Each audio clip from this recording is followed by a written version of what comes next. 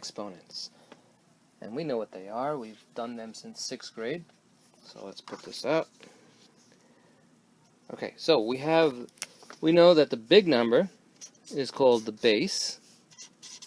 That's the base. And there's the exponent, the 3. And you can call it the index. Some people say the index, or you can call it the power, or just simply the exponent. Alright, so we have index, power, exponent, all the same thing, the small number. And we know this is not 5 times 3. So this is an exponential form. Remember that, exponential form. This is 5 times 5 times 5. So this is in repeated multiplication, and this is in exponential form. Remember, this is not 5 times 3. This is not 15. What do you think it is? It's 125, right? 5 times 5 is 25. Times 5 is 125. So 5 cubed, and anytime you have a 3, you remember, it means cubed. So 5 cubed is 125. So again, this is in repeated multiplication. 5 times 5 times 5. So how would you do this in repeated multiplication? What if I gave you 7 to the 4th power? 7 to the 4th power. Okay, well, the base is 7, so it's 7 times 7 times 7 times 7. That's repeated multiplication. Okay, let's do a problem now. What if you had 2 to the 5th power? What do you think that answer is? 2 to the 5th power. Well, this is in exponential form. Now, let's say on the test I wanted you to show it to me in standard form. So in standard form, we need to know what the answer is. So it's in repeated multiplication, it's 2 times 2 times 2 times 2 times 2. 1, 2, 3, 4, 5, right? 2 times 2 is 4, times 2 is 8, times 2 is 16, times 2, 32. So we have exponential form, repeated multiplication, and standard form. So what would this answer be in standard form? 3 cubed is 27. 3 times 3 times 3. Okay. Now, the base doesn't have to be positive. Sometimes the base could be negative. So let's look at this. Now, sometimes you're going to see without parentheses or with parentheses. Most of the time, we're going to see it with parentheses. But here's the trick. If you see without parentheses, the answer will always, and this, by the way, this is when you have a negative base, will always, fix that W, always be negative. The answer will always be negative. Now, if it's in parentheses, the answer will be either negative or positive depending on the exponent. If the exponent is even, the answer will be positive. So we know that the exponent is even, so this answer will be positive. However, over here it doesn't have parentheses, so we know it always will be negative, the answer. Do you understand that? One more time. If there's no parentheses, the answer will always be negative, no matter what the exponent is. If there is parentheses, the answer will be positive if the exponent is even. 4 is even, it'll be positive. Okay, so what if I had this? Is the answer negative or is it positive? The answer will be negative because there's no parentheses. What about if I had this? It's going to be negative. Why? I have parentheses because the exponent is odd. So remember that. Positive if the exponent is even, negative if the exponent is odd. And this is only for, obviously, if we have negative bases. So an odd power will always give a negative answer if the base is negative. Remember that. This is when we're talking about negative bases. And an even power will always give a positive answer. So what's this answer? Is it negative? What is this answer in standard form anyway? What do we know? We know it's going to be negative because the exponent is odd. And in repeated multiplication, this is negative 5 times negative 5 times negative 5. Bring that over. So negative 5 times negative 5 is positive. That's 25. But 25 times negative 5 will goes negative 125. So there's our answer there. Now, what if we had a 0 power?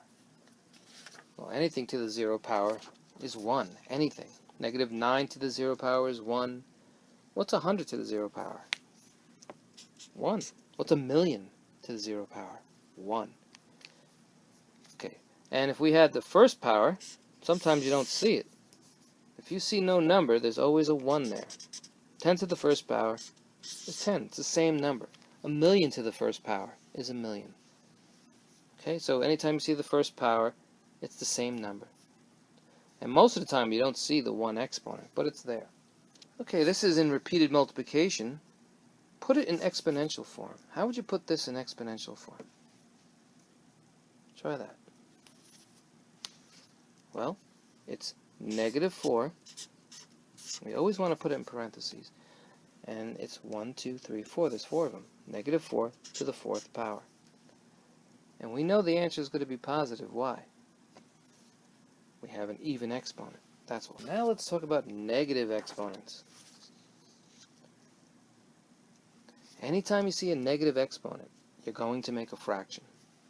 Let me say it one more time. Negative exponents, you're going to make fractions. The base of 3 will be in the denominator. You put that 3 in the denominator. The exponent is going to go in the denominator as a positive number. So now we have 1/3 to the 3rd power. So it's just, what's 3 to the 3rd power? It's 27. So this will be the final answer. See if you can do this one. Remember, you always will make a fraction if you have a negative exponent. So what goes in the denominator? The base. Where does that negative 2 go? Well, we're going to bring the negative 2 down and it becomes positive. So now we have 12 squared. This is still in exponential form. So if we want to solve it in standard form, it'd be 144. 1 over 144. See if you can do this one. Is the answer going to be positive or negative? It's going to be negative. We know the answer is negative because of the odd exponent. So in repeated multiplication, this is negative 3 times negative 3 times negative 3. A negative 3 times a negative 3 is 9, and 9 times negative 3 will give us negative 27. Sometimes you have to find what is the greatest value. And most of the time, just look at the exponent. The number with the greatest exponent has a greater value, but not always. And you have to use a little bit of logic here. So let's say I had 2 to the 5th power. Well, we know that's 32. But if you had 100 to the 2nd power, even though it has a smaller exponent, we know that 100 to the 2nd power is much greater than 2 to the 5th power. Right? So we're going to have 10,000 here. Much greater. But most of the time when I give you on a test, if you see that the exponent's bigger, especially when we do powers of 10, then that's the greater value. Now, we can do exponents that have fraction bases. We can also do them with fraction exponents, but that's much later on in the year. We'll talk about that. So with a fraction base, always put in parentheses 2. 1/6 to the 2nd power. Well, that just means 1/6 times 1/6, the same thing, which is 1 over 36. It's the same as if we had an integer base. Nothing different.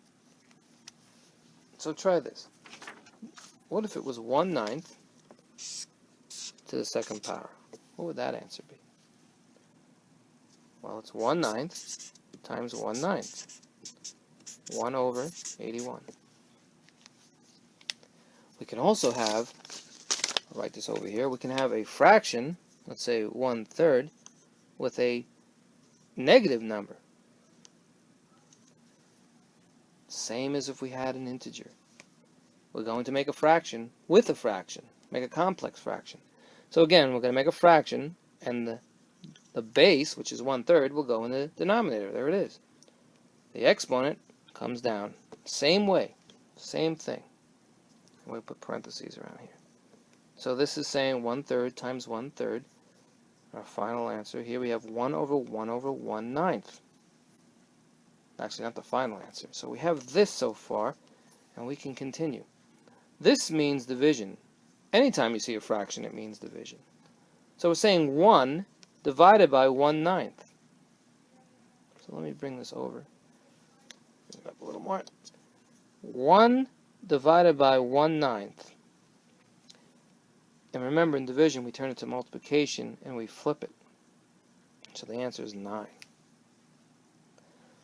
Okay, let's do one. See if you can do one on your own. What if I had, let's say we had 1/5 to the negative 3rd power. See if you can do that one. Okay, so we're going to make a fraction, 1 over 1/5. It's a complex fraction. And then what do? We take that negative 3 and we put it here. We make it positive. So we're saying now 1 divided by, and 1/5 to the 3rd power is 1 over 125. And by now you may know that the answer is going to be 125. But we're saying 1 divided by 1 over 125. And we flip, do the reciprocal. Right? And it's 1 times 125, and the answer is 125. So if we had fractions, it's the same as if we had an integer. Okay, let's do something here. So here I have 1/2 times 1/2 times 1/2. This is repeated multiplication. We know that this answer is 1/2 to the 3rd power in exponential form. Let me bring it down so you see it. So we made a multiplication expression. How can we make a division expression? It's right here. So let me show how we did that. I'll write this over again. So we took 1/2 times 1/2 times 1/2 as a multiplication expression, and this is the division expression. So if we had 1 divided by 2 divided by 2 divided by 2, how could we get this? Well, 1 divided by 2, remember a fraction, there's 1 divided by 2. Right? And we're saying divided by 2. Well, remember in division, we flip it. It becomes 1/2 times 1/2. Remember, we flip it. Same goes here. Divided by 2. Well, what do we do with division? Flip it.